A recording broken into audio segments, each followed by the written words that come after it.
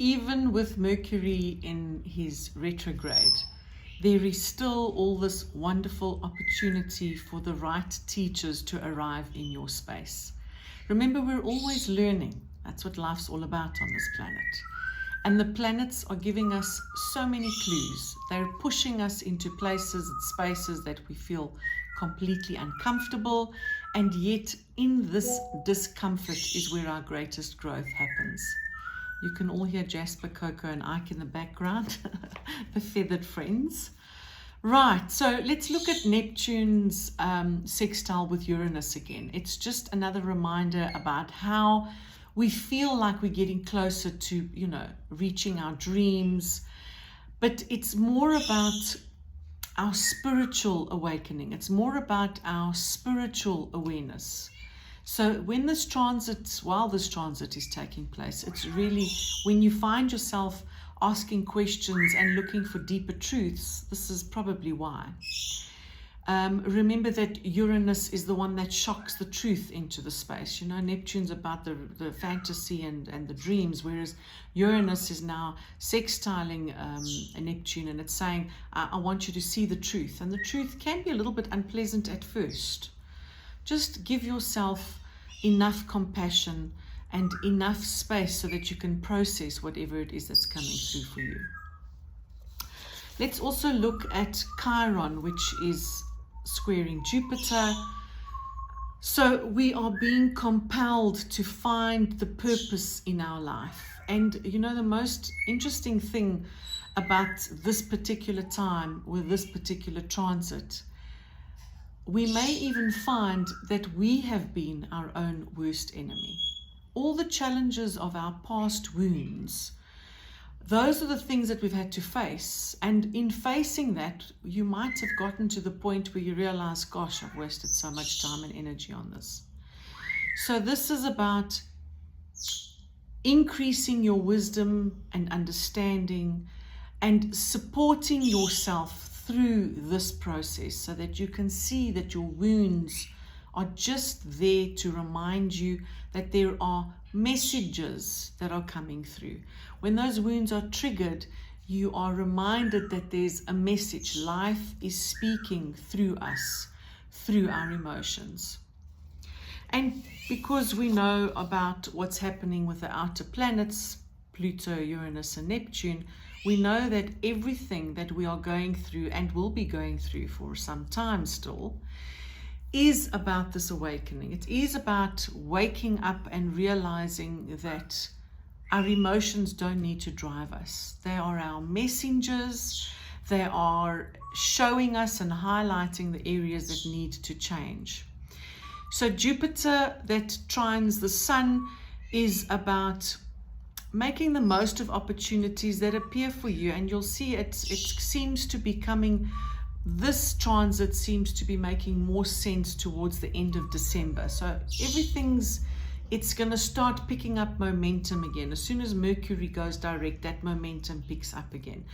So we're looking at Jupiter also with Mercury, and that is about the lines of communication, which are very tangled and very tricky and very, very not nice. This is about practicing patience. We know Mercury is the trickster when he goes retrograde. So you really need to be patient. You need to realize that other people also have a point of view. It's not just about your point of view. So patience not only with others, but also with yourself. And awareness of Mercury retrograde makes everything so much more simpler. Jupiter has also got this brilliant aspect with the moon. So of course we're feeling good about ourselves, and that's what's making us feel like I have every right to now talk about this and forget about how compassion serves us all. So we're not just coming from this place of me, myself, and I. Jupiter with the moon is saying, let's really nurture this part. Really, let's expand our nurturing and our sensitivity to others. Saturn ends his retrograde in Pisces on the 28th of November, and there is this huge emphasis on how well did you manage this breakdown, because wherever Saturn wherever your Pisces house is in your chart and Saturn's been in that area, that's the area that's been broken down. So Saturn's about breaking down the structures that no longer serve your life, they don't serve your purpose. And depending on how well we've managed this breakdown, we are then going to be given all these new responsibilities. And I trust that we do this with a sense of awareness rather than this complete fear that is ego-driven. Uranus with Neptune, we're still in the same place. So there's definitely loads of opportunity for spiritual awareness, spiritual awakening, meditations, taking part in things that can just reconnect us with our true self, where it's not just all about the physical life. The Buddha teaches that we need to spend an equal amount of time in each room of our home. And our home is us, this me, myself, I. And each home, there's 4 rooms he calls: the spiritual, the emotional, physical, and the mental. So it's about being able to have enough self-awareness to spend enough time in all those areas of our life so we can feel more balanced. The North Node is trining Venus. So this is quite an interesting time because it's all about the female, the feminine, beauty, new connections.